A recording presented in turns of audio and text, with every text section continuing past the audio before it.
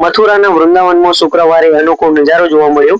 બાંકે બિહારી મંદિરજીને રંગ અને અબીલ લગાવવાની સાથે જ વ્રજની હોળીની શરૂઆત થઈ। મંદિર રંગબેરંગી ગુલાલમાં ડૂબેલું જોવા મળ્યું। સવારે પૂજારીઓએ પ્રસાદી, ગુલાલ વગેરે ભક્તો પર વરસાવ્યું। ફૂલ, જલેબી અને લાડુ લૂંટાવ્યા। એને મેળવવા માટે ભક્તોમાં પડાપડી થઈ। શરીર પર અબીલ પડતા જ ભક્તો ખુશીથી ઝૂમી ઉઠ્યા। બાંકે બિહારીના જયઘોષથી વાતાવરણ ગુંજી ઉઠ્યું। અબીલથી તરબોળ ભક્તોએ બાંકે બિહારીના દર્શન કર્યા। આશીર્વાદ લીધા પછી બહાર આવીને હવામાં રંગ અને અબીલ ઉડાડ્યા। એકબીજાને ગુલાલ લગાવ્યો। આ દરમિયાન વૃંદાવનની ગલીઓ ભક્તોથી ભરેલી રહી। ચારે તરફ અબીલ ગુલાલ દેખાઈ રહ્યું છે। અબીલ ગુલાલથી રંગાયેલા ભક્તો ઢોલ નગારા પર ઝૂમી રહ્યા છે।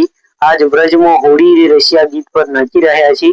મોટી સંખ્યામાં ભક્તો વૃંદાવનની પંચકોશી પરિક્રમા કરી રહ્યા છે। ઘણા ભક્તો લડ્ડુ ગોપાલને ખોળામાં લઈને આવ્યા છે। તેમની સાથે મહિલાઓ પણ છે। શ્રદ્ધાળુઓ રાધે રાધે બોલતા ગુલાલ ઉડાવતા આવી રહ્યા છે। થોડીવાર પછી રાધા વલ્લભ મંદિરથી ભગવાન રાધા કૃષ્ણનો ડોલો નીકળશે।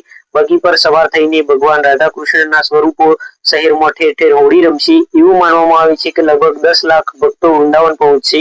આ પહેલા ગુરુવારે નંદગાંવ અને બુધવારે બરસાનામાં લઠમાર હોળી રમવામાં આવી હતી। મથુરાના સુપ્રસિદ્ધ ઠાકોર દ્વારકાધીશ મંદિરમાં હોળી રમાઈ રહી છે।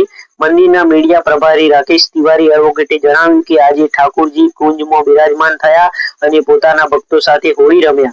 મંદિરના મુખ્ય સુધીર કુમારે જણાવ્યું કે ઠાકોરજી સમક્ષ ભક્તો પર પિચકારીથી રંગવર્ષા કરવામાં આવી। અહીં ફક્ત શુદ્ધ ટેસુના ફૂલ, અબીલ, ગુલાલ, ચોવા, ચંદન અને કેસરનો જ ઉપયોગ કરવામાં આવ્યો છે।